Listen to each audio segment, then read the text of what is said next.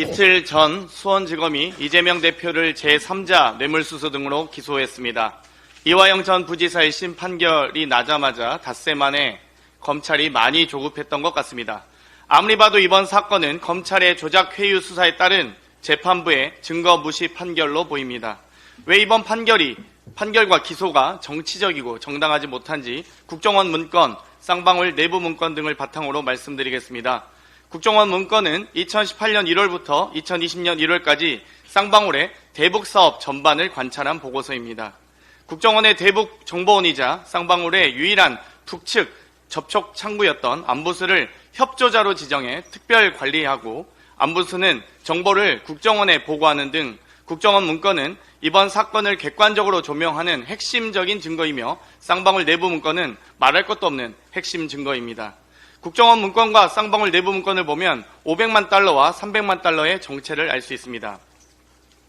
2019년 당시 쌍방울 나노스의 내부 문건입니다. 여기엔 대북 지하 자원 사업의 이행 절차에 계약금 500만 달러, 이행 보증금 1월 200만 불 지급, 2월 300만 불 지급이라는 문구가 분명히 있습니다.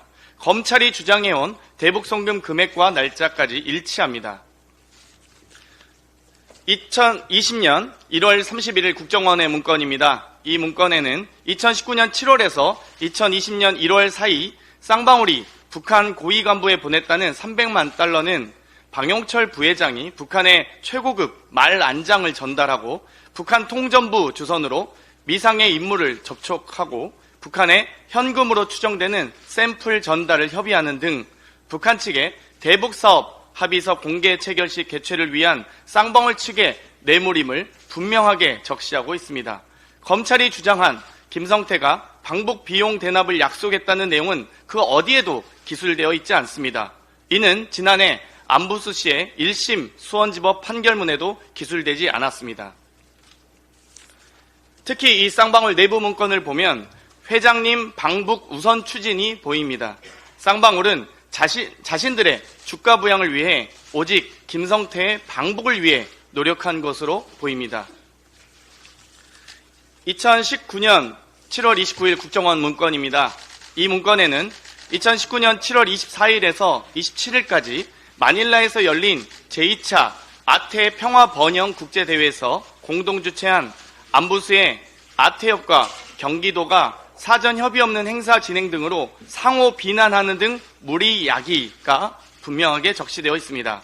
이때 경기도 평화협력국장은 아태협과의 관계를 정리할 것이라며 강력하게 항의했다고 하고 안부수는 북한의 경기도 측의 사업 제안이 성사되지 않도록 유도하려 한다. 다음 행사는 경기도와는 안 할 것이다 등으로 불만을 강력하게 표출했다고 합니다. 2019년 8월 14일 국정원의 문건입니다. 그 후 대북사업에서 경기도를 완전히 배제한 안부수는 쌍방울의 대북 지원 사업을 추진하고 김성태는 안부수의 요청으로 2018년 11월, 2019년 7월 아태평화 회의 비용도 후원했다고 작성되어 있습니다. 수원지법의 1심 판결문의 일부 발췌입니다. 그런데도 이번 판결에는 이화영 부지사의 제안이 아니었다면 의류산업 위주의 쌍방울이 대북사업을 추진한 것을 납득하기 어렵다. 김성태는 국내 기업의 CEO, 주가 조작만을 위해 대북사업을 추진했다는 것은 경험칙상 받아들이기 어렵다. 국정원 문건에 주가 상승 계획, 김성태의 사익 실현 내용 등이 담겨있다 하더라도 김성태 진술 신빙성이 배척된다고 볼 수 없다. 판사님, 쌍방울이 단순하게 속옷 회사로만 생각하시는 겁니까? 주가 조작 전력이 있는 사람이 판사님 경험칙상 재범이 안 됩니까?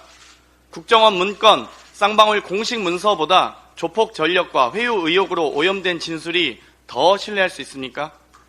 한마디로 증거를 의도적으로 오만과 편견으로 정치적으로 보지 않는 이상 도저히 믿을 수 없는 판결입니다. 종합해보면 객관적인 공식 문건, 증거보다 주가 조작 전력이 있는 김성태를 비롯해 방용철, 안부수 등 공범들의 진술을 신빙성이 있다고 판시한 것입니다. 그런데 이 3명의 공범들이 검사실에서 여러 차례 만난 정황, 또 쌍방울이 안부수 딸의 오피스텔 마련 등 금품 매수한 정황 등이 이미 적나라하게 드러나고 있습니다. 이러한 진술 모의, 금품 매수 정황과 의혹이 밝혀진다면 검찰의 수사는 물론 1심 판결의 근거는 뿌리채 흔들리게 됩니다. 만약 이 의혹들이 사실로 밝혀진다면 1심 판결은 정치적 판결이고 검찰의 기소는 정치 기소임이 명확해 보입니다. 그렇기 때문에 사건 조작 특검법 통과가 매우 시급합니다. 지금까지 사건 조작이 쉬웠을지 모르지만 더 이상 망작 소설은 강력히 처벌받을 것임을 엄중히 경고합니다. 이상입니다. 장채군님, 아까 이 자료 중에 그 김한신이라는 대북 사업가한테 50억씩 그 주가 뭐 조작 대가 받기로 했는데 그 달라고 그건 어디 갔어요? 아니 여기 없는 것 같은데? 아니 그 국정원 보고서는 없는 것 같은데? 그 부분은 제가 김한식 거는 거기 국정원 보고서는 안 만들었어요? 제일 중요한 걸 빼줬어요.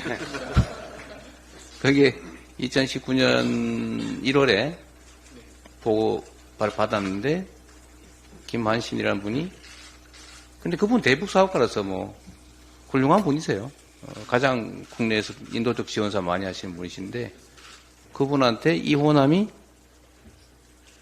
매주 50억씩 주가 조작 대가로 받기로 했는데, 그거 좀 보내달라 하니까 이분이 우리 대북 지원 사업에 장애가 되니까 미안하지 못하겠다 그랬다는 거 아니? 근데 그 제일 중요한 보고서는 왜 뺐어요?